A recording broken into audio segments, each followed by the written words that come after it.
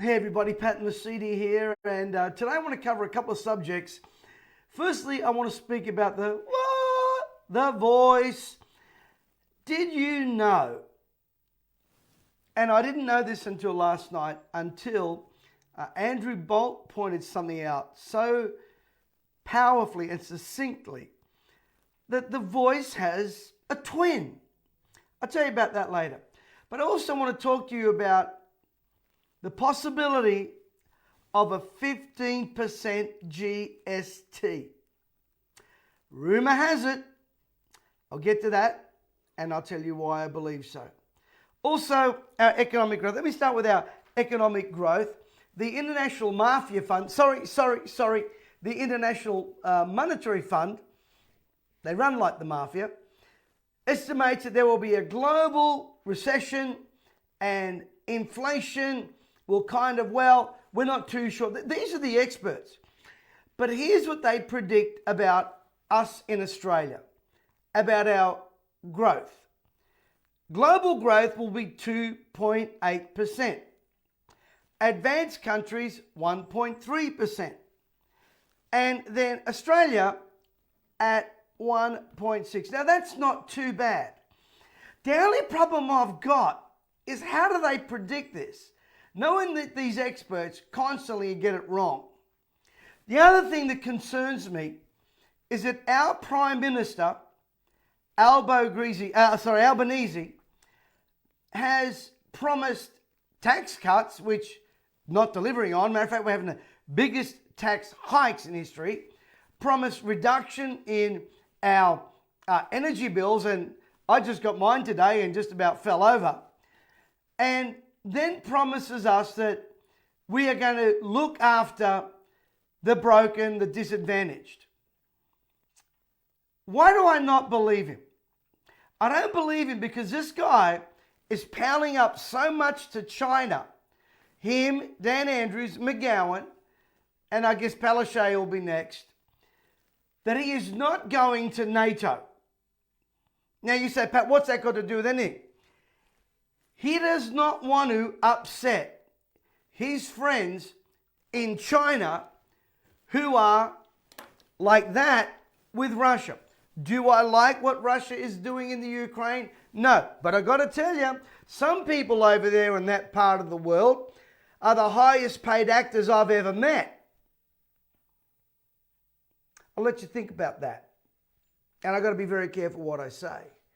Just remember, one leader over there was a comedian, TV personality, running around with his clothes off half the time, and of course, threatens Orthodox Christians, and of course, paid money to the Bidens. But of course, you know, we don't want to get involved with NATO because NATO is palling up with China.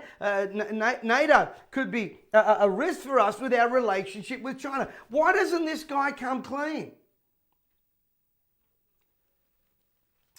You mark my words. You heard it here. Get ready for a 15% GST. How else are they going to pay for all this stuff? How else are they going to pay for all this stuff? They're shutting down our coal mines, which, by the way, China's building up theirs. So, when you think of it reasonably, what are we going to be buying our coal from them when we've got our own natural resources? You see, the problem with our government today is that they don't want to tell you the detail. Now, upon my research, I've discovered that the voice has a cousin. Now, I need you to listen very carefully, and I'm going to read exactly from the website here. The Aboriginal and Torres Strait Islander Commission, ATSIC, was formed in 1990 and was shut down in 2005.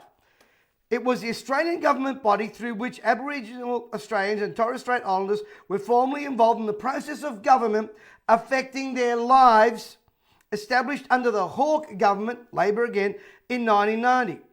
A number of Indigenous programs and organisations fell under the overall umbrella of ATSIC. Let me just say this about our Indigenous brothers and sisters. They have been governed by so many agencies and committees. Try and look how many there are up there. There is more of them there's more of them than 120 in the upper room that Jesus had. ATSIC was established by the Hawke government. It took effect on March 5th, 1990. It superseded the Aboriginal Development Commission, a statutory authority created by the Fraser government in July 1990. In 1990, the Minister for Aboriginal Affairs, Jerry Hand, proposed merging the functions of the ADC and ATSIC by establishing a new body, the Aboriginal Economic Development Corporation, which was created along with ATSIC. Both were formally established in 1990, with ATSIC responsible for providing loans for small enterprise, larger loans and grants, while ATSIC Development Corporation was to invest only in major commercial projects. While ATSIC's existence was always subject to the oversight of governments who represent all Australians, ATSIC was a group of elected. Now just remember, the voice is 24 unelected radicals. There's one big difference. Here in ATSIC, there were many Aboriginal people of Australia, as well as Torres Strait Islanders. However, in 1994, the Torres Strait Regional Authority was established as a separate authority for these people.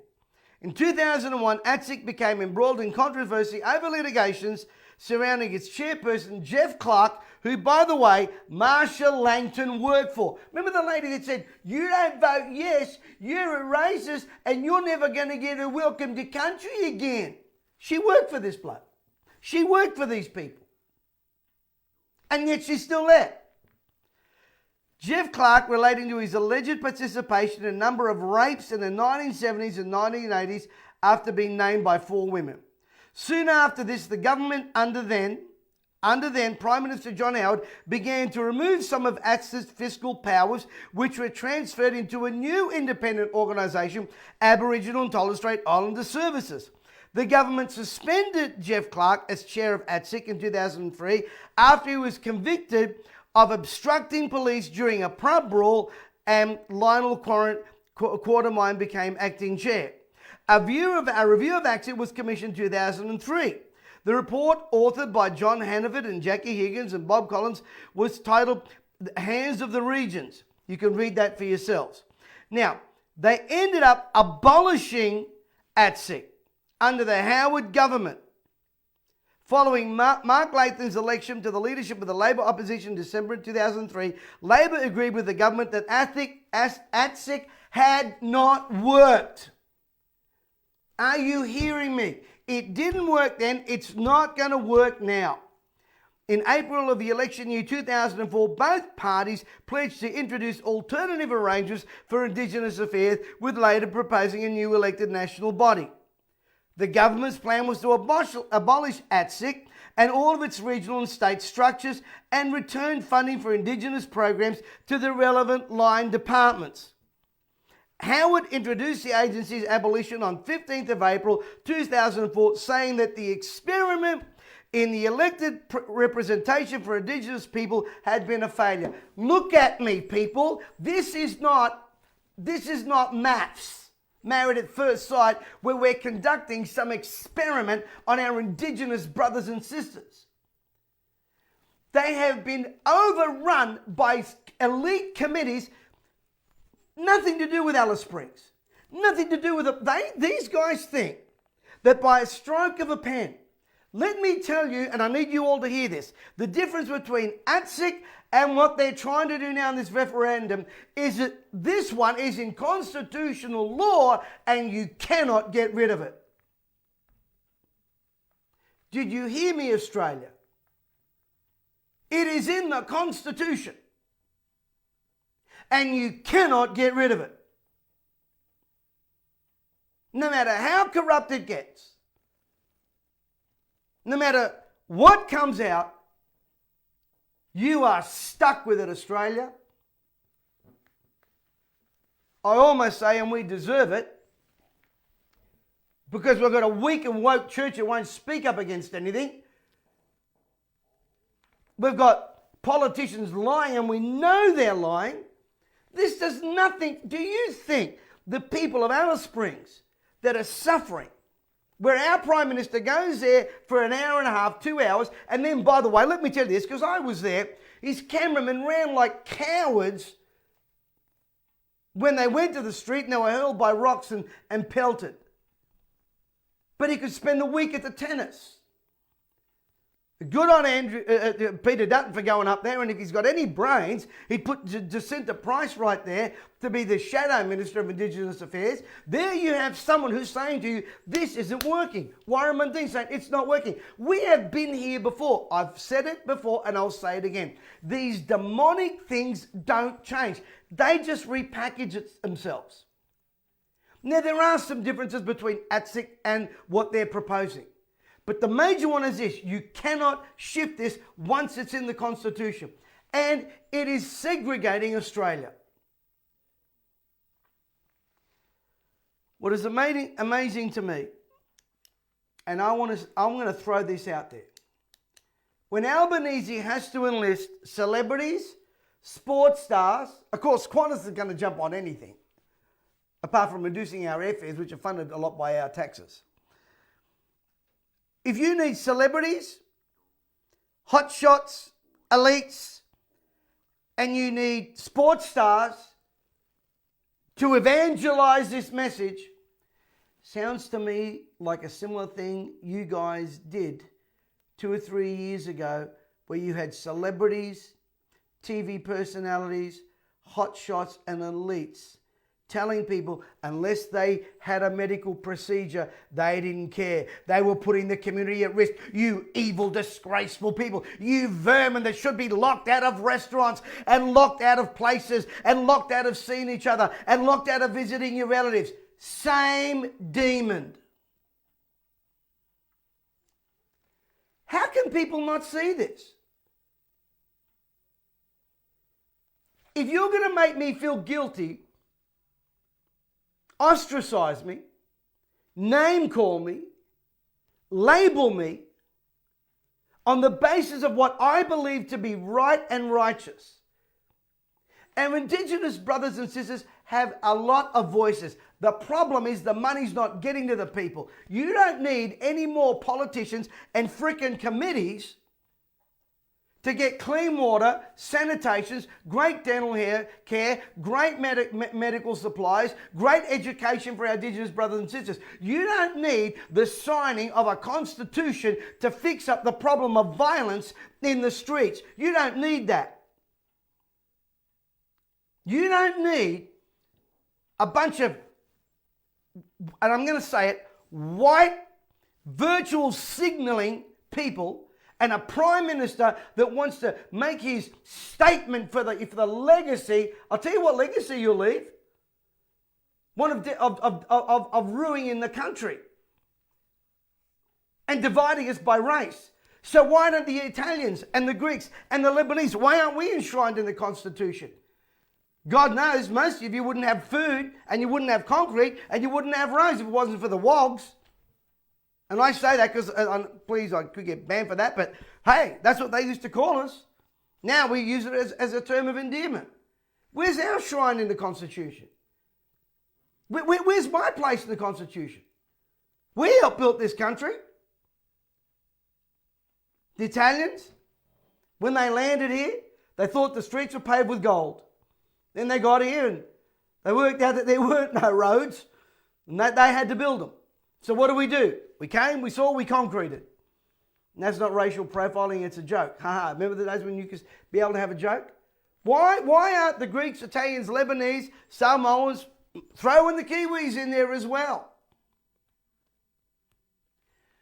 I'm telling you, this is all about payback, reparations, ripping you off financially, and it does nothing for the average Indigenous person in this country that is suffering.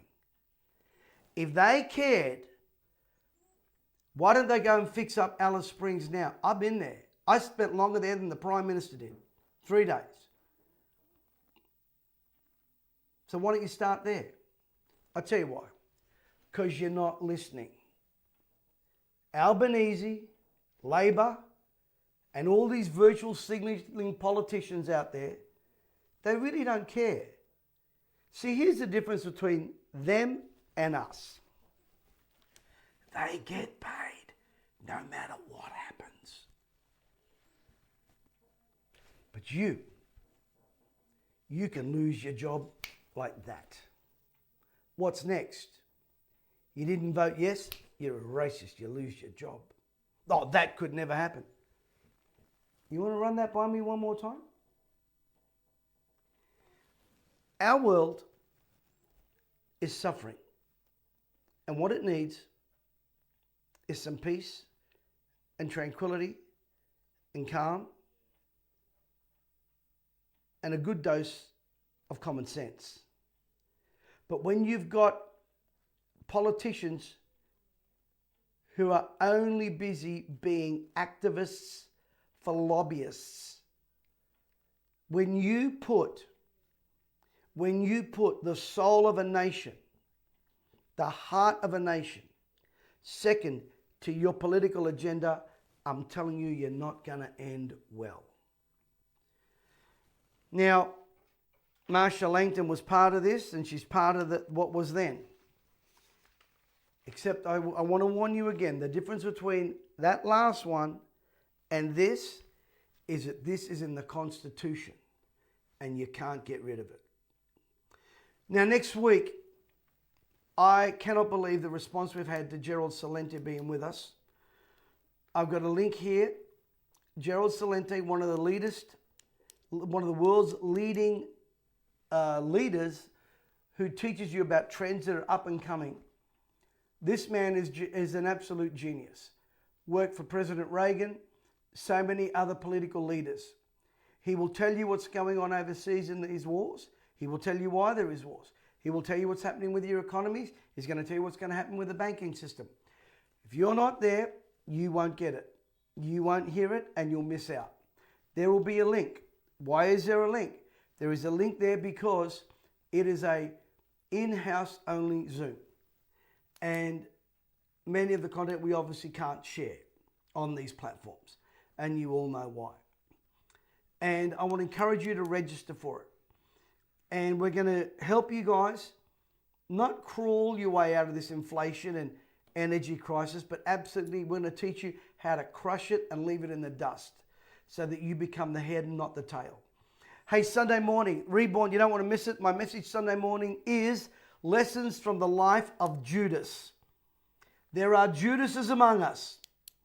Always have been, always will be. What can we learn from Jesus' treasurer? What can we learn from Jesus' treasurer that's happening right before our very eyes right now? I look forward to seeing you Sunday. Please register for next Wednesday for Gerald Celente. We have literally close to nearly 2,000 people already registered. And our Zoom, we've had to buy extra space on our Zoom. We want to accommodate you. I look forward to seeing you there. God bless you.